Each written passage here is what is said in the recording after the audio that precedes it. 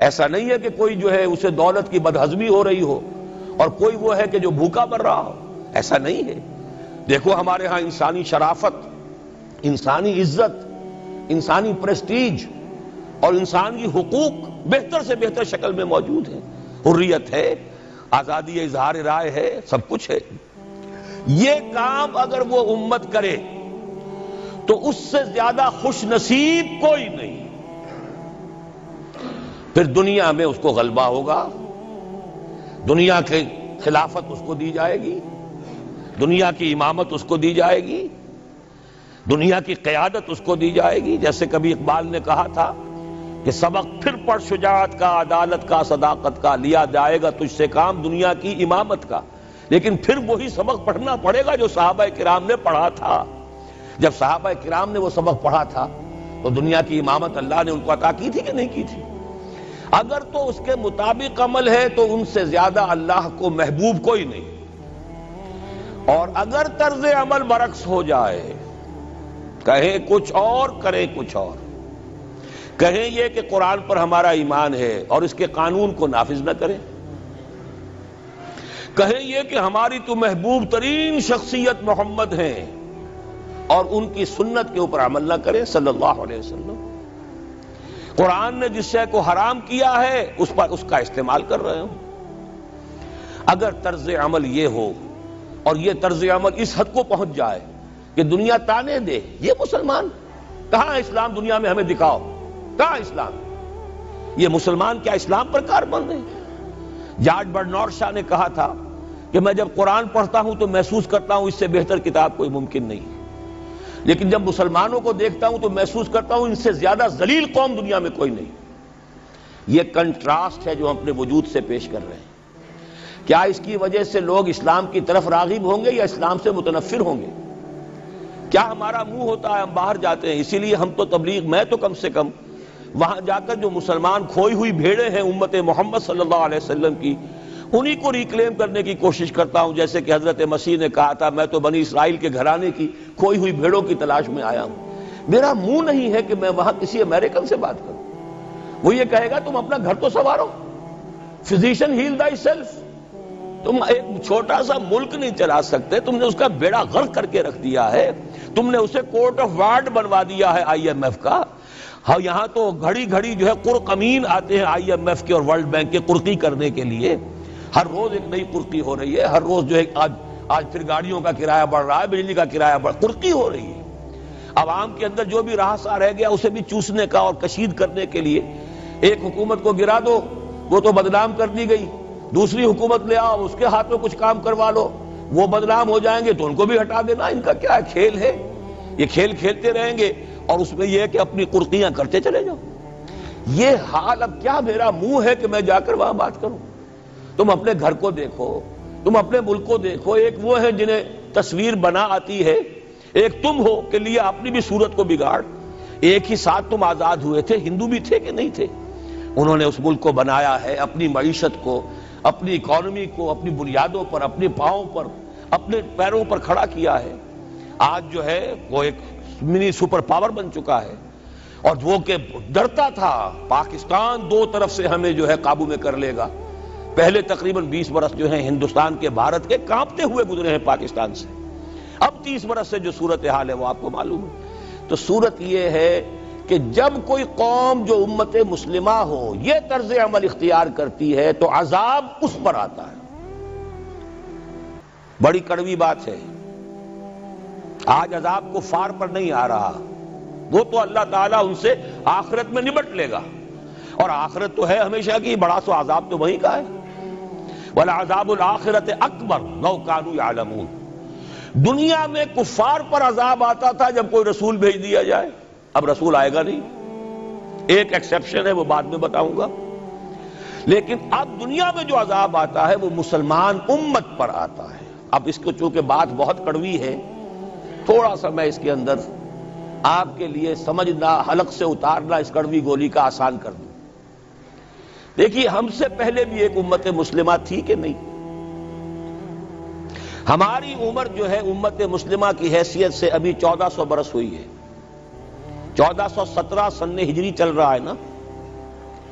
اس میں آپ اور حضور کی بعثت 12 برس اور، تو 1430 برس سمجھیے، اس لیے کہ اس وقت جب سے کہ وحی کا آغاز ہوا ہے۔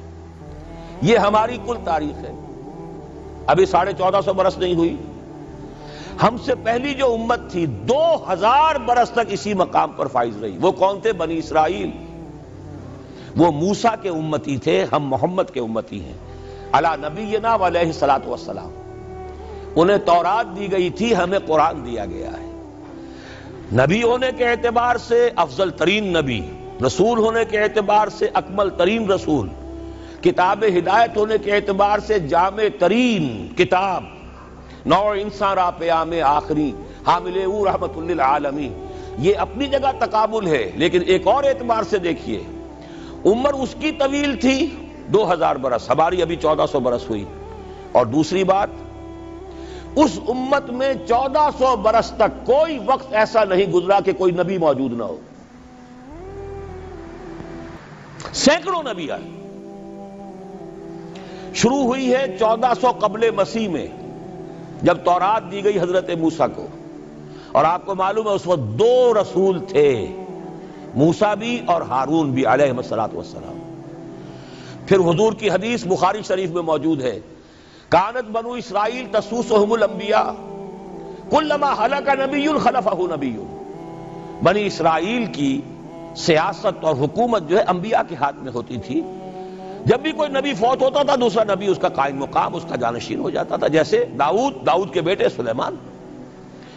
آخری جو نبی آئے ان کے ہاں وہ حضرت مسیح، اور ان کے ہم عصر حضرت یحییٰ علیہ الصلوۃ والسلام۔ تو یوں سمجھیے 2 سے شروع ہوا، 2 پر ختم ہوا، موسیٰ و ہارون، عیسیٰ و یحییٰ، درمیان میں 1400 برس، اور کوئی وقت ایسا نہیں ہے جب کہ کوئی نبی موجود نہ ہو۔ کیسی امت تھی! اسی لیے میں نے آپ کو بتایا، قرآن مجید میں سورہ بقرہ میں 2 جگہ فرمایا ہے، یا بنی اسرائیل اذکروا نعمتی التی انعمت علیکم وانی فضلتکم علی العالمین۔ چھٹا رکوع بھی شروع ہوتا ہے اسی آیت سے سورہ بقرہ کا، اور 15واں رکوع پھر شروع ہوتا ہے اسی آیت سے۔ اے بنی اسرائیل، میرے اس انعام و اکرام کو یاد کرو جو میں نے تم پر کیا، اور میں نے تو تمہیں تمام جہان والوں پر فضیلت دی تھی۔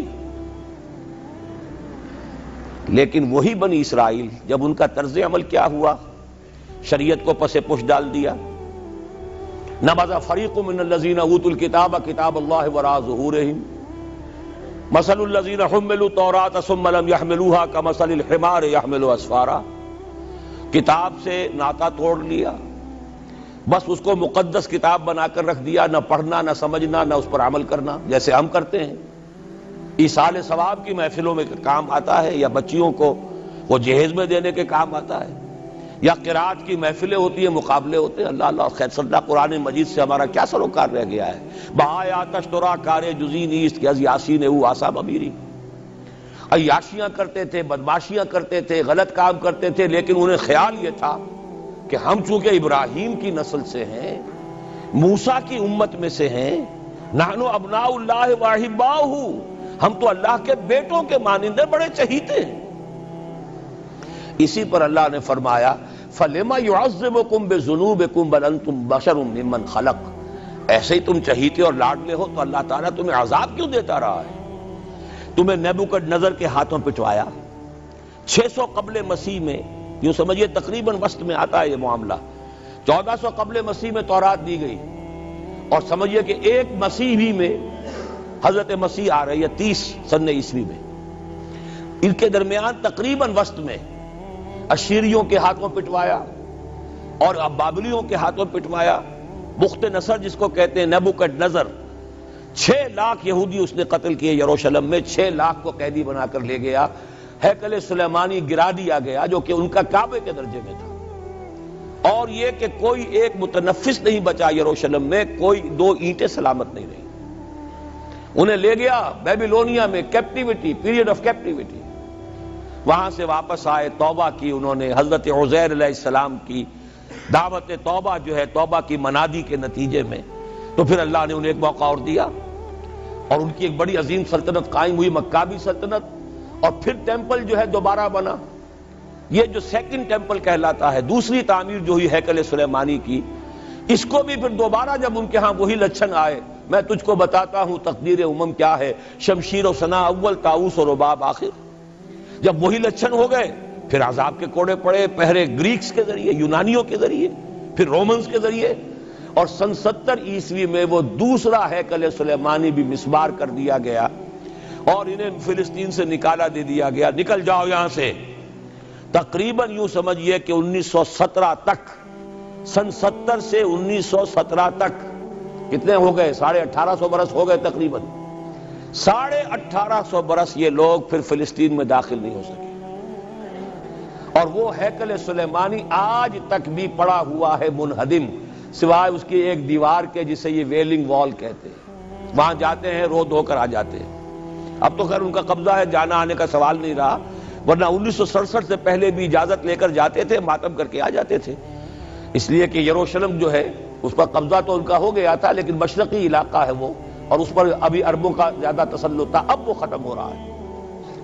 معلوم ہوا کہ وہی قوم جو ہے، جو چہیتی بھی تھی، لاڈلی بھی تھی، خیر الامم تھی، انی فضلتکم علی العالمین کا مصداق تھی، جس پر انعامات تھے، اکرام تھا، جنہیں حضرت داؤد اور سلیمان کی سی حکومتیں دی گئیں، ان سب کا معاملہ کیا ہوا؟ غلط عمل کی وجہ سے، برعکس رویے کی وجہ سے.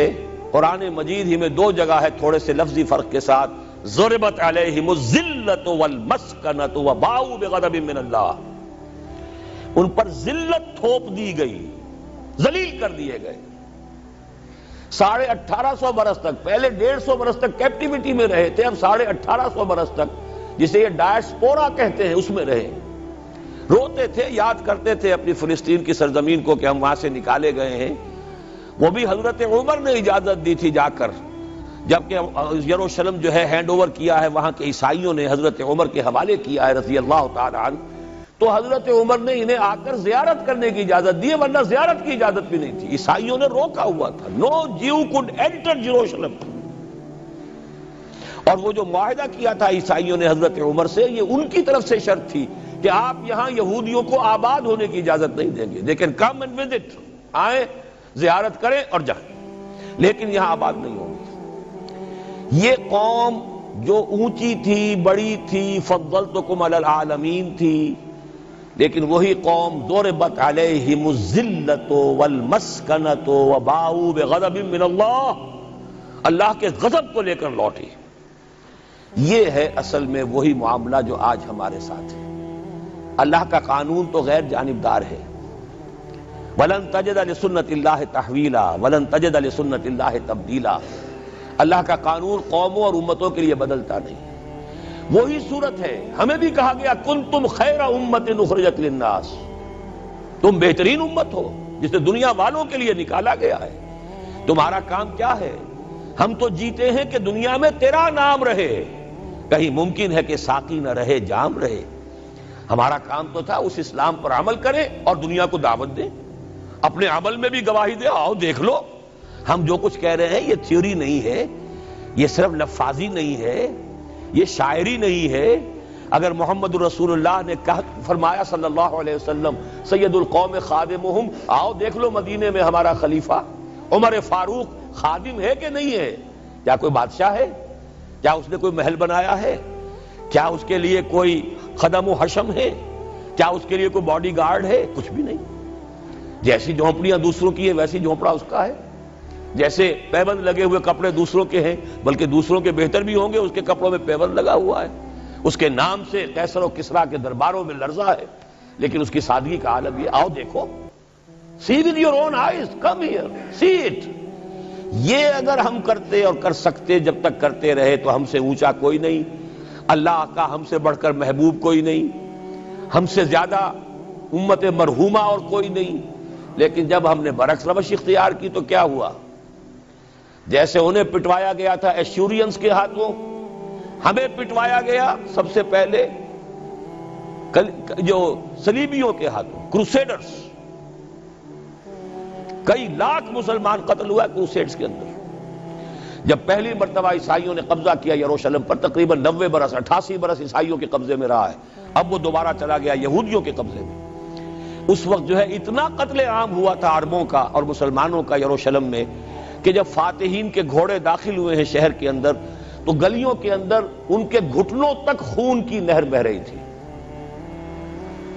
اس کے بعد آیا فتنہ تاتار، کروڑوں مسلمان قتل ہوئے، یہ لاکھوں کی بات نہیں ہے، کروڑوں مسلمان۔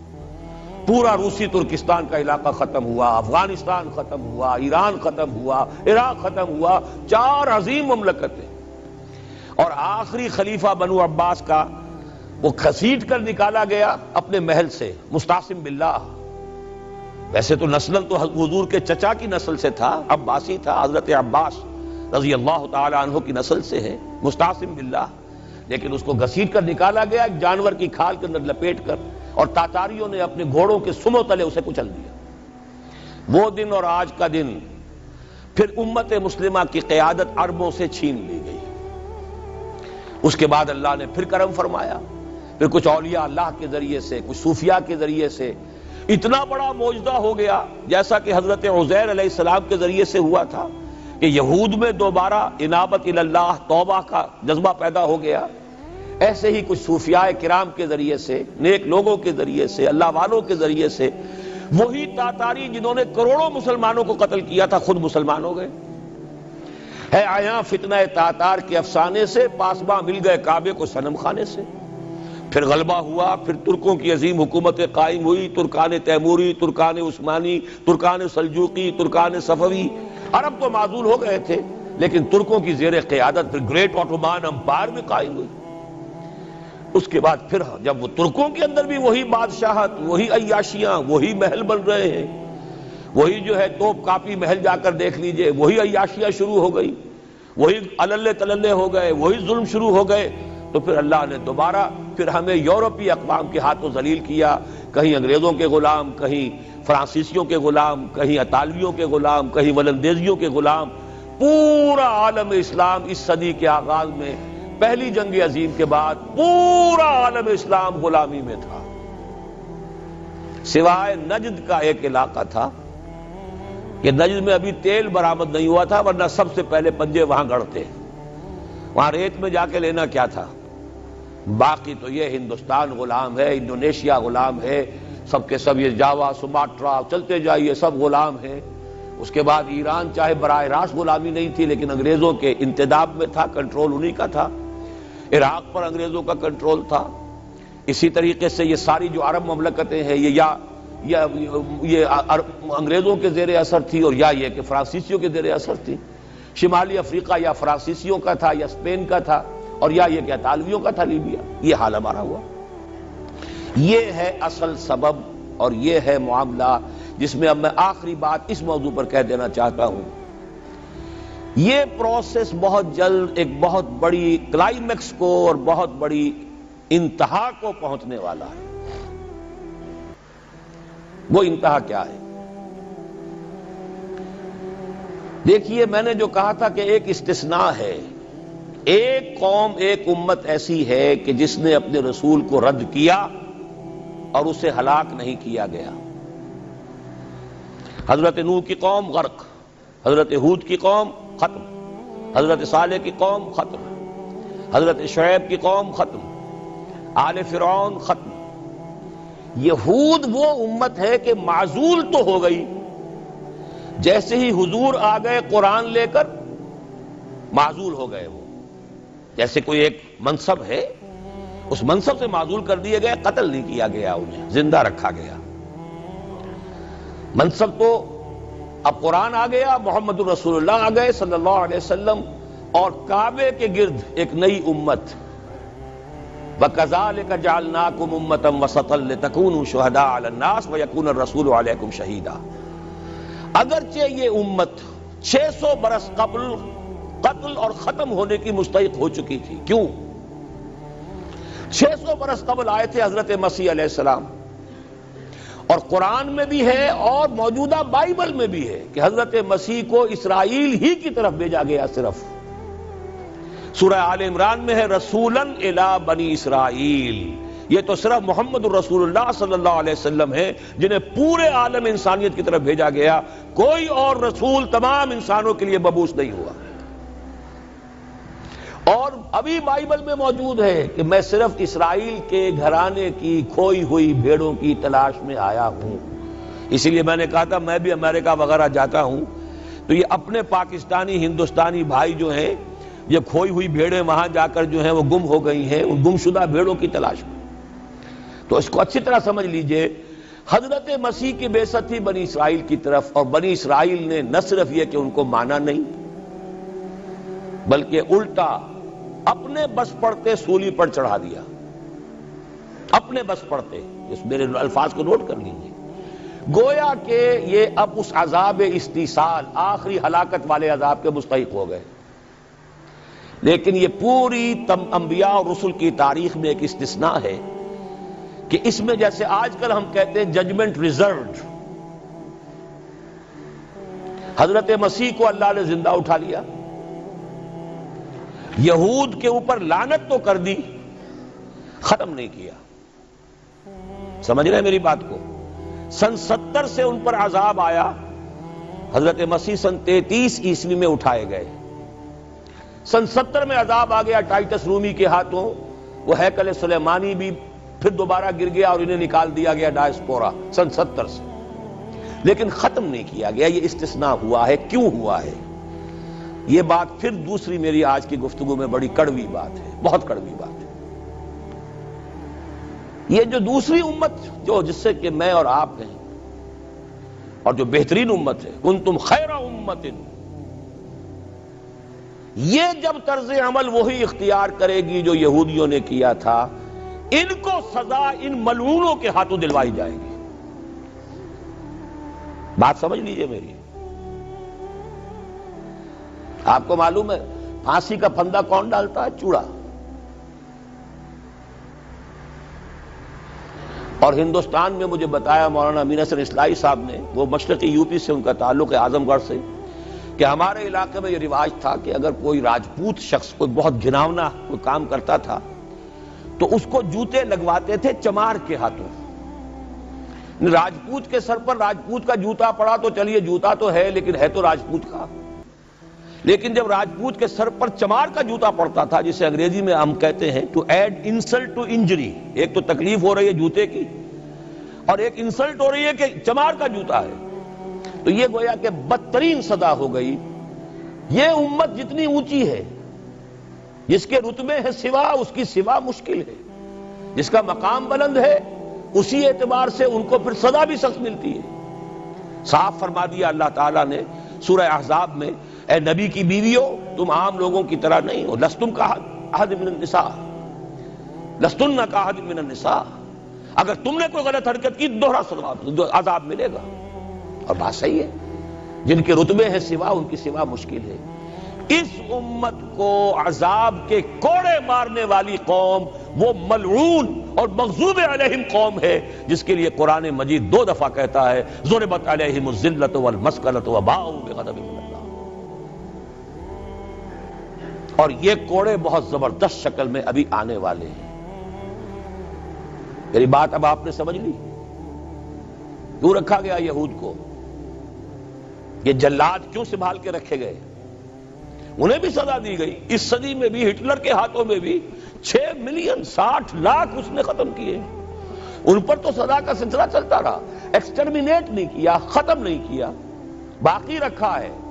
اس لیے کہ ان کو کوڑا بنا کر امت مسلمہ کی پیٹھ پر مارنا ہے کہ تمہارا رتبہ، تم محمد کے امتی صلی اللہ علیہ وسلم، ہمارے آخری رسول، ہمارے اکمل رسول، ہمارے خاتم النبیین، خیر البشر، اور ان کی امت ہو کر تمہارا حال یہ ہے.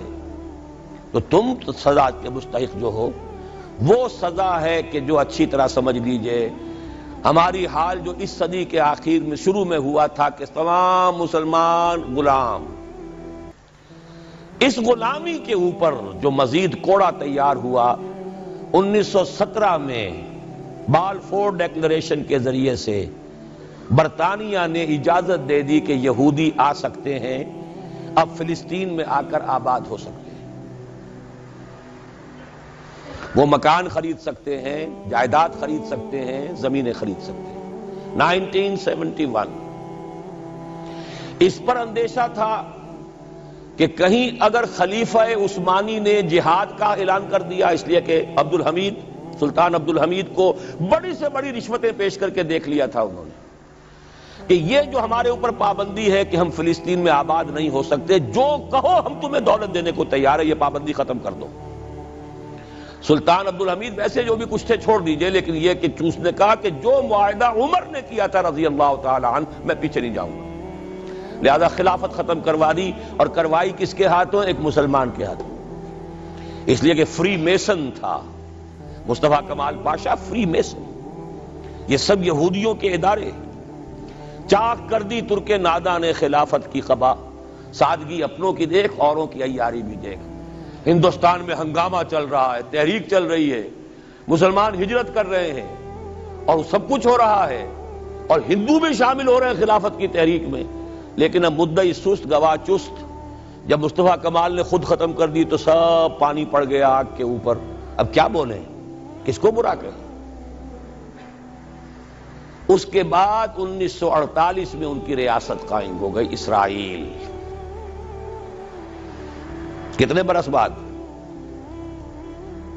ریاست تو خیر اس وقت بھی ان کی نہیں تھی جبکہ ٹائٹس نے ختم کیا ہے، وہ تو بہت پہلے کی بات تھی، تقریباً 2000 سال بعد اسرائیل۔ 1967 میں جنگ کروائی، اور یہ بالکل صدام کی طرح کا مسئلہ تھا۔ 1967 کی جنگ میں ایک سازش تھی، انہوں نے بطور مہرہ استعمال کیا جمال عبد الناصر کو، جس نے اچانک جو ہے ایلات کی بندرگاہ کو بلاک کر دیا۔ 1967 اس پر جھپٹا مارا ہے اسرائیل نے، ادھر سے سینائی لے لیا، ادھر سے گولان ہائٹس لے لیے، ادھر سے جو ہے West Bank of Jerusalem, West Bank of Jordan لے لیا۔ یہ 67 کی بات ہے۔ پھر عالم عرب میں ایک ملک ذرا نکلنے لگا تھا کہ شاید ایک کے پاس پیسہ بہت تھا، لیبیا کے پاس، وہ مدد کر سکتا تھا کسی مسلمان ملک کی کہ وہ ایٹم بم بنا لے۔ دو ملک ایسے تھے، ایک غیر عرب، ایک عرب۔ عراقیوں کے پاس کچھ صلاحیت معلوم ہو رہی تھی کہ کچھ دانت شاید نکل آئیں، جیسے دودھ کے دانت ہوتے ہیں تو شاید ایٹمی دانت نکل آئیں، وہ برکس ان کا نکالا ہے۔ ایک دفعہ جا کر آپ کو یاد ہوگا ہوائی جہاز گئے اور سب کا تہس نہس کر کے آ گئے، اور وہ سخت جان قوم نکلی، انہوں نے پھر کچھ بنا لیا، تو پھر وہی 100 دام جال، پھر وہ 100 دام جو ہے جال کی شکل بچھا کر، اور جو پھنسایا ہے تو اگلا پچھلا کھایا پیا سارا اگلوا لیا۔ نتیجہ کیا نکلا؟ جنگ خلیج کے بعد اب عالم عرب پورا کا پورا اسرائیل کے سامنے سرنگوں ہے، وہ شاہ حسن ہو یا شاہ حسین ہو،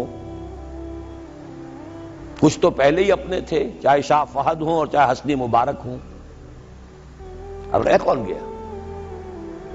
اس سے بڑی ذلت کوئی ہے؟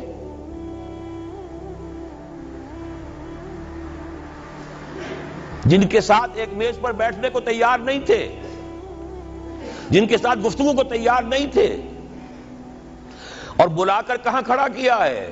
آؤ میڈرڈ میں، اسپین میں آؤ، اسپین سے شروع کروائیں گفتگو۔ اور اسپین کون سی جگہ ہے؟ مسلمانوں کا دنیا میں سب سے بڑا قبرستان، جہاں 800 برس حکومت کی اور پھر ایک ایک بچہ ختم کر دیا گیا، نام و نشان مٹا دیا گیا۔ 1492 میں فال آف گرینیڈا ہوا ہے، سقوط غرناطہ، اور 1992 میں ٹھیک 500 برس بعد یہ نیگوسیشن شروع ہوئی ہیں میڈرڈ کے اندر۔ اور اب جو صورتحال ہو رہی ہے، آپ اخبارات میں پڑھ رہے ہوں گے، وہ نام نہاد صلح کو توڑنے کے اوپر تلا بیٹھا ہوا اسرائیل۔ کیا ہوگا؟ ابھی میں ادھر جانا نہیں چاہتا۔ بہت بڑا ہنگامہ آ رہا ہے، بہت بڑا ہنگامہ آ رہا ہے، اور سب سے بڑا یہ عذاب کا کوڑا جو ہے یہودیوں کے ہاتھوں کس پر پڑے گا؟ عربوں پر۔ کیوں پڑے گا؟ اس لیے پڑے گا کہ اس امت مسلمہ میں عربوں کی فضیلت سب سے اونچی ہے، اصول تو وہی ہے، جن کے رتبے ہیں سوا ان کی سوا مشکل ہے۔ عرب کون ہیں؟ جن میں سے حضور تھے صلی اللہ علیہ وسلم۔ یہ رتبہ بلند